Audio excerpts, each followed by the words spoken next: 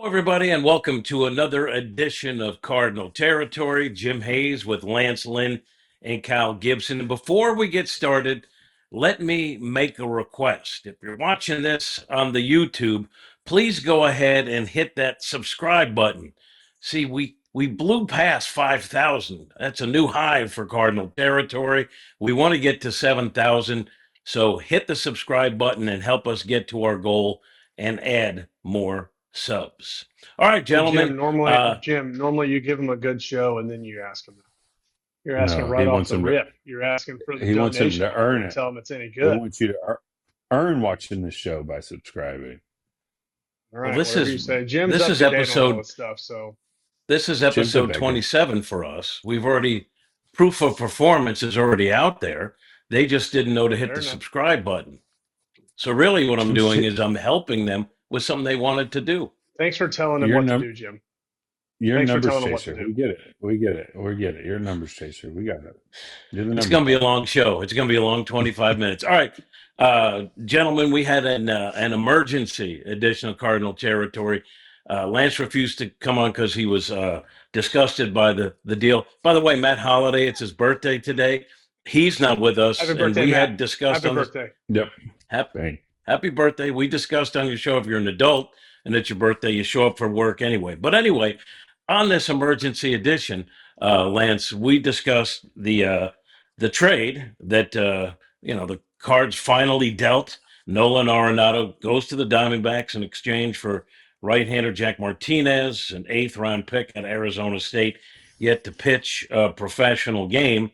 And of course, the Cardinals will pick up 31 million of the 42 million owed to Arenado. Lance, you were not on that emergency episode. Please give us your thoughts. I said, well, we were on text saying, "Hey, let's get on here." I was like, "I've got carpool at 3, so that's my no-fly zone." But I think my original response was, "I absolutely effing hate it." I think was what I might have sent to the group. And here's why: I hate the amount of money that was given up for one prospect that was drafted in the 8th round last year. It's a big what if.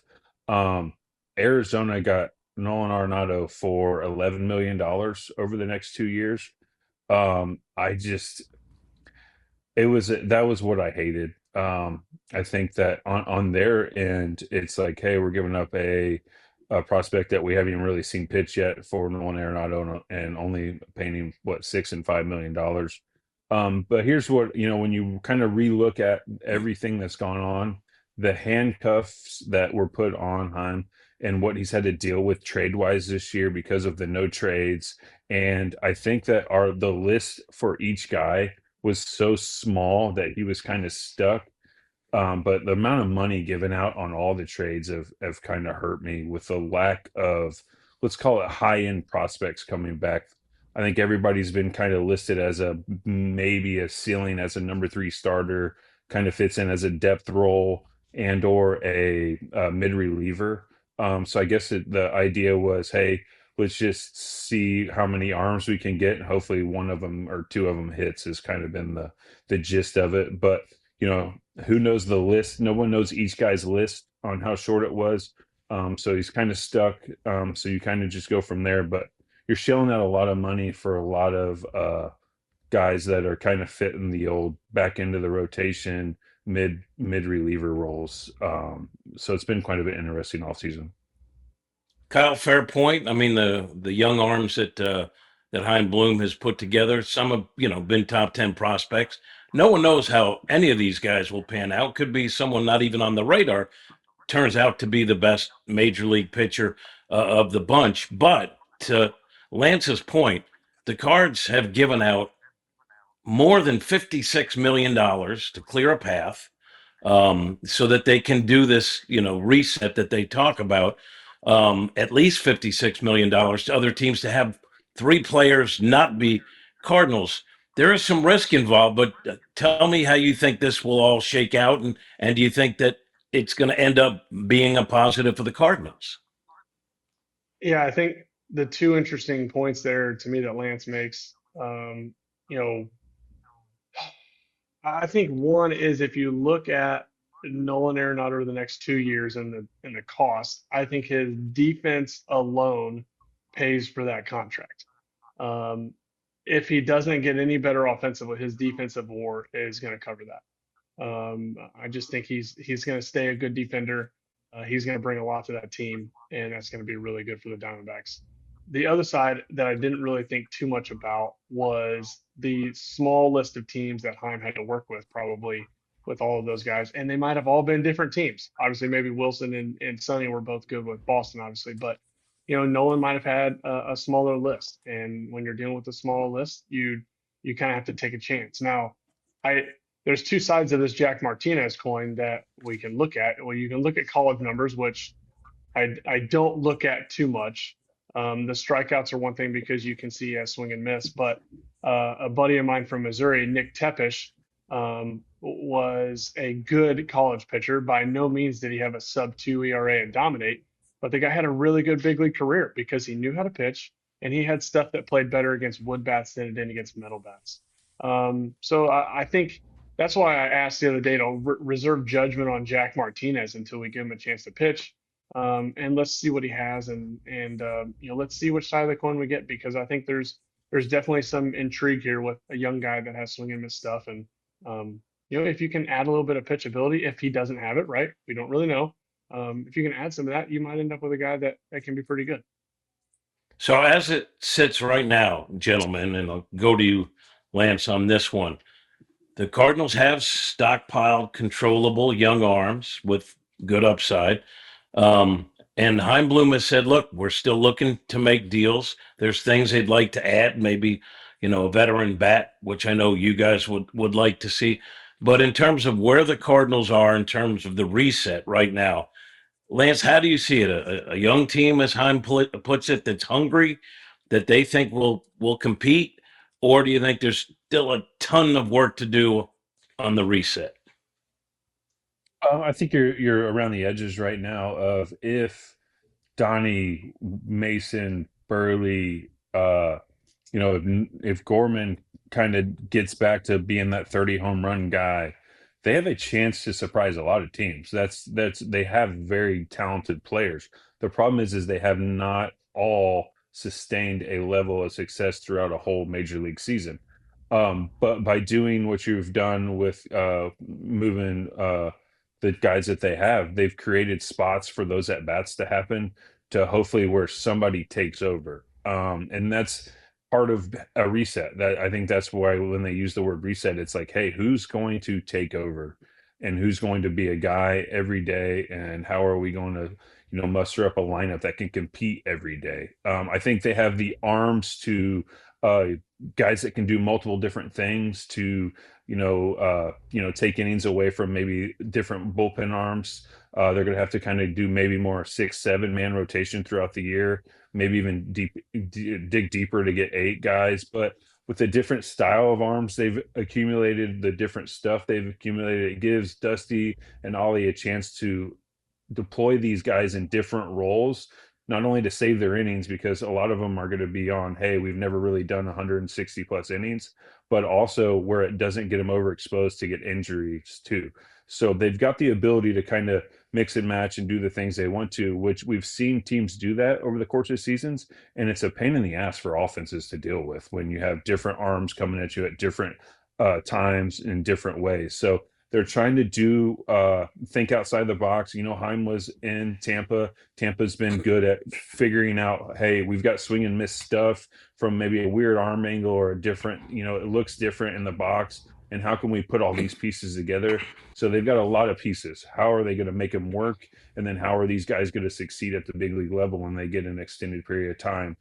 So it's all going to be up in the air, but they have the talent to surprise people. It's just putting the people in the right places at the right time to succeed, and letting them grow a little bit too as they go along the season.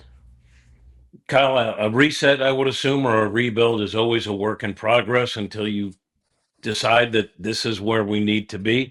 If I were an art major, I think they might refer to Chaim having now a blank canvas, able to maneuver some things, added some young arms, to the minor league system, and hopefully some prospects. How do you see the reset going at this point? Jim, when you talk about construction and taking it down to the studs, and then you shift to art, you just went to by far my worst college class in art appreciation, and you lost me at art.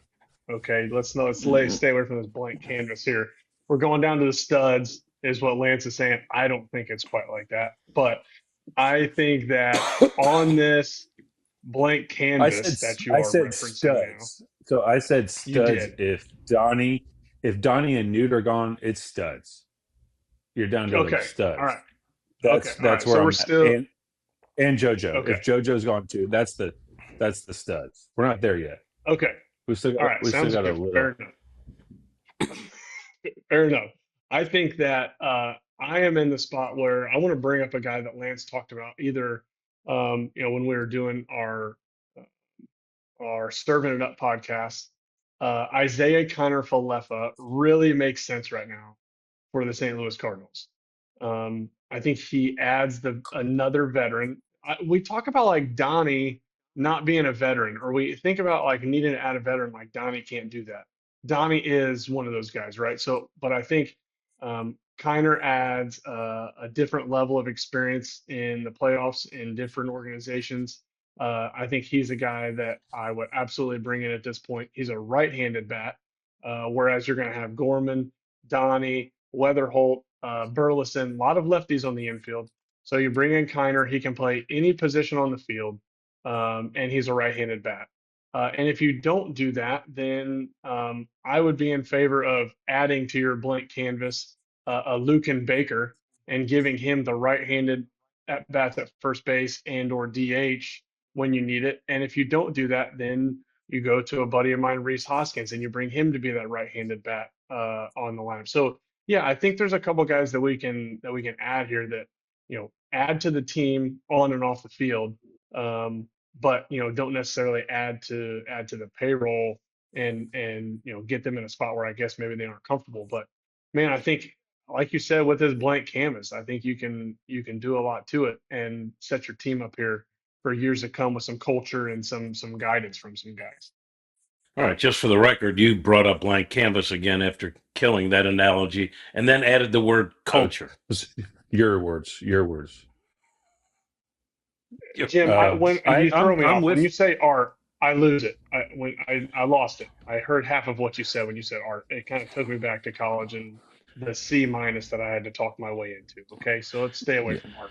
Who gets a C minus in that art class? You're supposed to get, it's an easy It's A. for What's another wrong with you? podcast.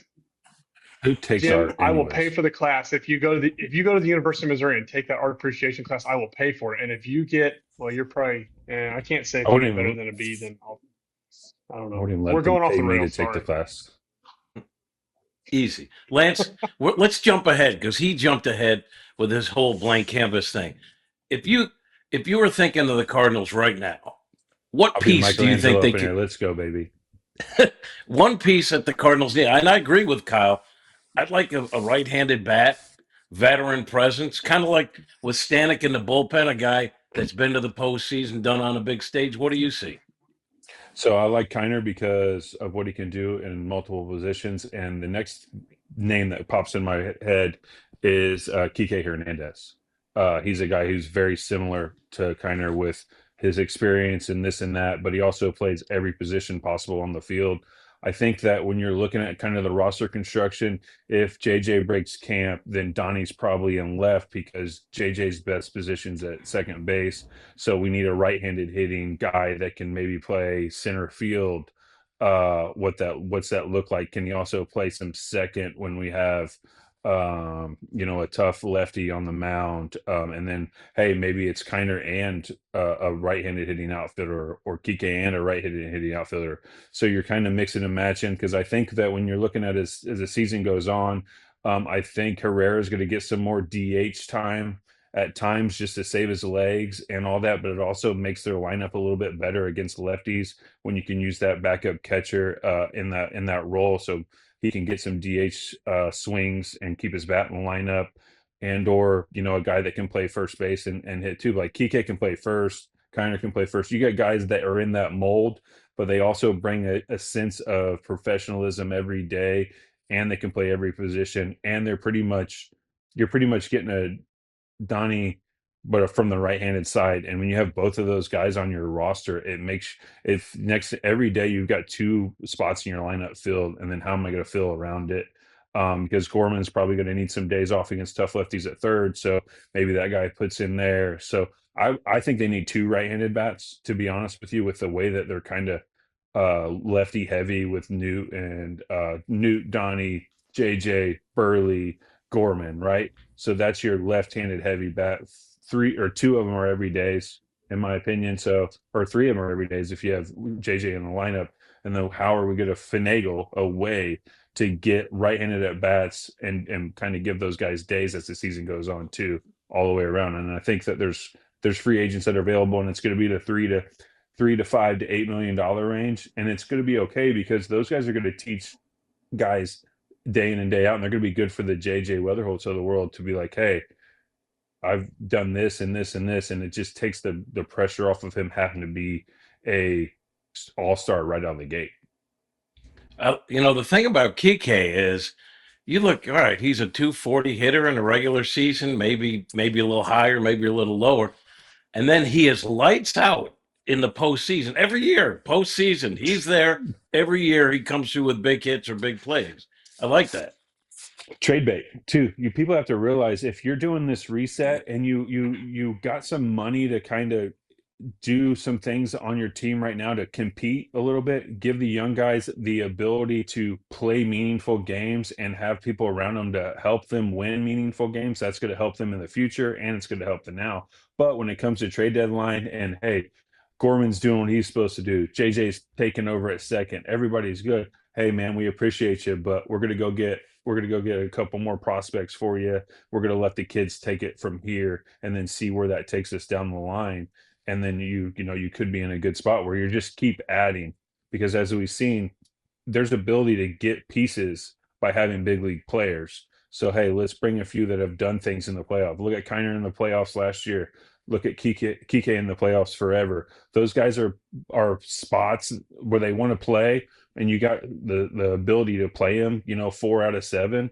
And then in the playoffs or postseason time, trade deadline, teams say, oh, cool, I'm going to need a guy that can play any position at any time. And hey, I only got to pay this guy 2.5 the rest of the year. Here's a top 25, top 20 prospect. And that's how you make your organization even deeper. And then you're looking at, hey, it only cost me 2.5 as the year went on because I traded him at the deadline. So as you're at your pottery wheel, creating this work and maybe adding the glaze to the Cardinals' final product, if you're putting it in terms of art and sculpture, we don't know what's going to happen with Brendan Donovan. And, there's a lot of value in trading him when pieces are coming off the board. There may be value in trading him before the deadline. Certainly, there's a lot of value into holding on to Brendan Donovan. That's unthinkable, but it could be a possibility.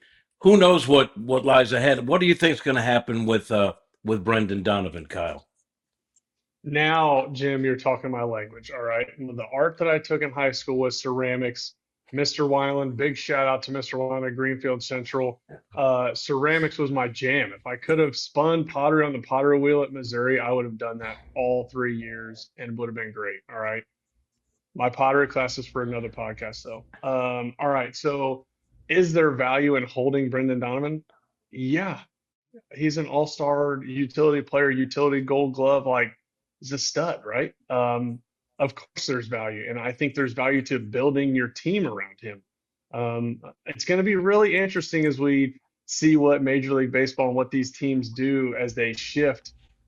Clearly, there's teams making a little bit of a shift from swing and miss, a little bit of a shift from homer heavy, swing and miss heavy to some contact. And I think Donnie's just a guy that does that really well. Burley is a guy that does it really well. Kiner's a guy that does that really well.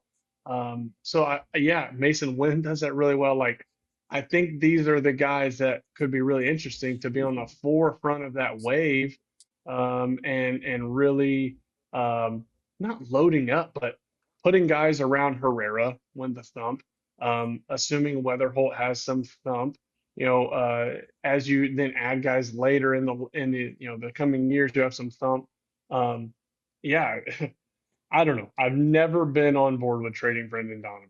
And I say never until maybe a really good trade package comes up. But man, uh, I just think he's a guy that you figure out how to keep here, and you just decide that he's the guy, and Mason or whoever else or who you're going to build around.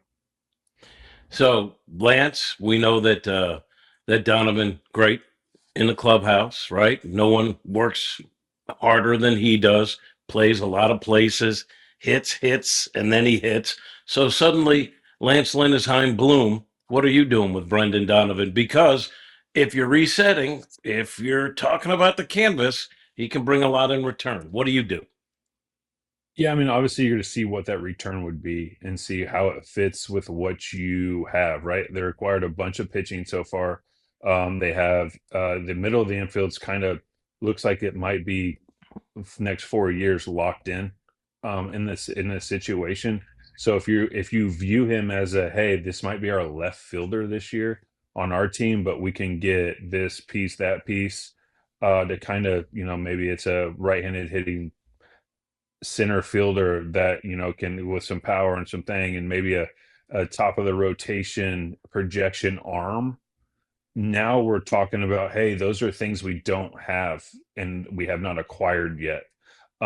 So it gets intriguing when you look at it that way. The question that like Kyle's brought up and that we're saying is, if you're in a reset, who's your guy that's going to help push this towards the winning culture and the winning organization after this year? And I think Donnie is one of those people, especially with, I think the reset kind of pushes it into, hey, let's see what 2027 looks like. And as of right now, Donnie is under team control for 2027. So I think that looks like a kind of a, hey, that's our reset builder who we're building off of in the reset. But if you're saying, hey, 2027, we're kind of like, hey, we're going to see where we're at. Maybe you look around and say, all right, if I can get a guy that can be a frontline starter and give me an everyday right-handed hitting center fielder, or something in that ballpark, and then maybe somebody that can project as a back end reliever for one guy that's just going to play left field for me for the next 2 years, then I'm thinking about it. But as a human being and as a teammate of his and all that, I build around him. But where's your team going to be? And are you going to waste 2 good years of him rebuilding? Or can you get these guys for 5, 6 years when you're actually going to, like for Donnie and his personal, like for him personally, I hope he gets traded to a team that can actually help him win right now because he's in the middle of his prime career. But that being said, as a teammate of his, I think you could build around him and you could put a great team around him too. So that's the beauty of what you have with him is, okay, if you're not going to compete in the next few years, get as much as you can for him and see where you're gonna be going down the future. Tough decision for Chaim Bloom, and this is the last topic for you, gentlemen. You look at what Chaim has done so far as president of baseball ops. I think he's been transparent.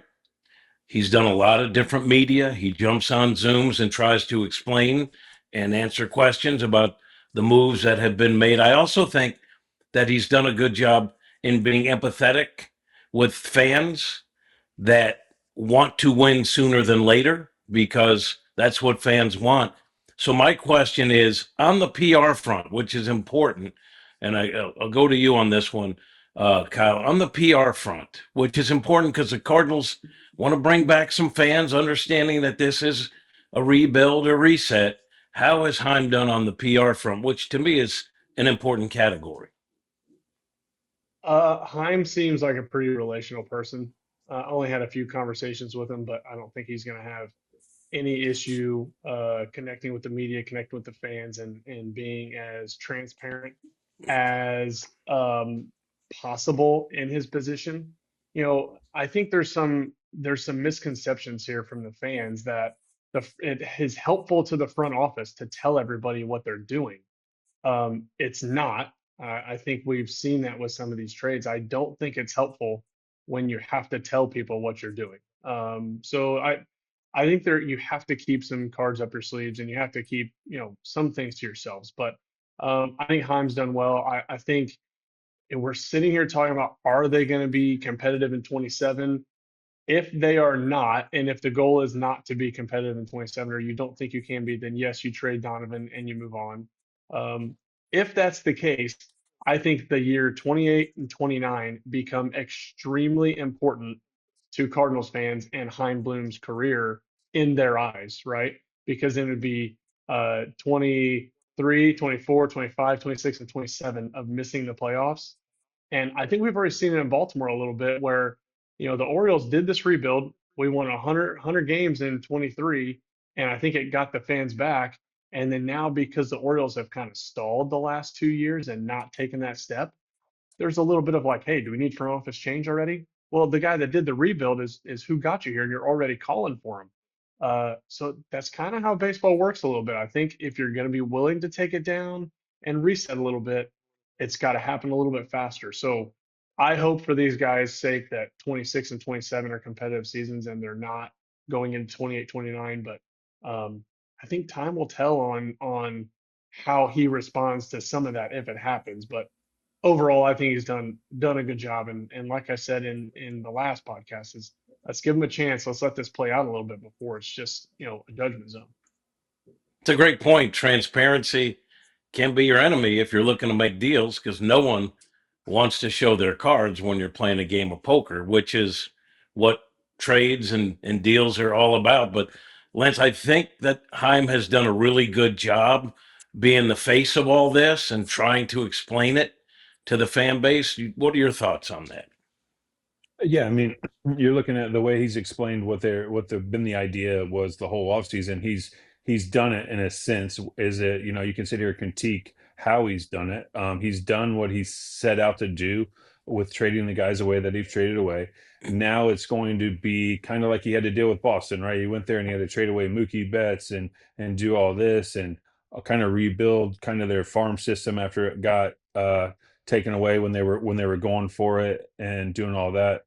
um, I think with Heim, it's going to be all right. This is his kind of his year of okay, let's acquire, let's do all that, and then next year during the season, he's going to start being able to kind of put together a playing roster on the field with what he's acquired, what he's able to do in free agency after all this money's gone after this year. Because I think they're still seeing all the money that they've given away. It's none of that's going back to the major league roster. I think to make them competitive this year, their eyes are on 27. That's my thought process. Nobody's come out and said it. But you got to see what you have this year with the guys that you are going to get to play to see what you're building around in 27. I think that's the thing. And then it goes from there is okay, how does he build in 27 to compete? Because that's going to be like, all right, if that team doesn't compete after what he's done in free agency and the guys that he's brought in via trade and none of those guys have hit and stuff like that, that's when we're going to be able to say, all right, well, that didn't work in the short term. Because if you want to look at it the way I look at it is this is his first year doing all this there, but all last year he took over the minor leagues and everything all year long. So we're looking at year two already in the minor leagues, year one at the big league level. So those minor league guys in 27 that he's been overseeing the last year better be ready to go in 27 because that's year three of what he's been doing of trying to create a place down there where these guys are getting better and ready to help at the big league level and what he's got going on. So I think that's when we're going to see kind of like, hey, what his plan is, what he's able to acquire, and are they able to be big leaguers, and is he able to put together a good big league roster? Because in Boston, they didn't love the way that it shook out at the end. Now you look at Boston now, they've got a bunch of talent, right? But they also, when he was there, they weren't putting the right pieces together to win games in a bigger market. So that's going to be where I kind of start looking moving forward. Happy birthday, Matt Holiday. You weren't here today. We hope you had a great holiday. And also, if you're watching this and you liked it, go ahead and hit that subscribe button because we're marching toward 7,000 subs. There's the graphic, and that's going to do it for this edition of Cardinal Territory. We'll see you next time. Hopefully, that episode won't suck.